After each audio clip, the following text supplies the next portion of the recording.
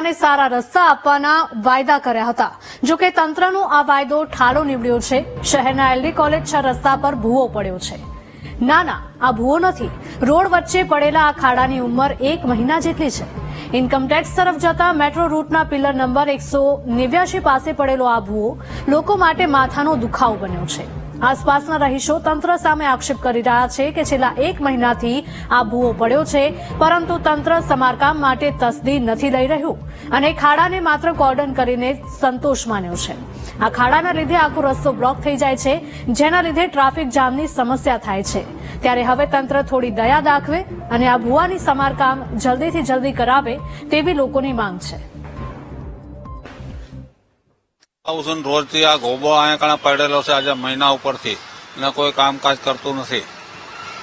અને રોજ અમારે રિક્ષા લઈને નીકળવાનું ટ્રાફિક બહુ થાય છે અહીંયા ગાડી અને કામદારોને આવતા જ નથી કોઈ કામ કરવા.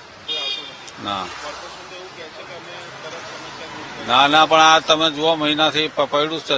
આવતા હો તો પડ્યું હોય આવી રીતે આમ મહિના પહેલાથી કામ. આનાથી ટ્રાફિક ભેગો થાય ને માણસને કોઈ એક્સિડન્ટ થતા રહી જાય છે. હવે એનું કામ બને એમ જલ્દી કરવું જોઈએ. હું રિક્ષા ચલાવું છું. હું રોજે અહીંથી નીકળું છું. કમસે કમ અઠવાડિયે 15 દાડાથી આ ભૂવો પડ્યો છે. કોઈ કોર્પોરેશન કોઈ એનું તકેદારી લેતું નથી. આ ભૂવો પડવાથી ટ્રાફિક જામ થાય છે. પછી અવર જવર વાળાને તકલીફ પડે છે. ઘણી બ્રેક મારવાથી પાછળ અથડાઈ જાય છે. કોઈ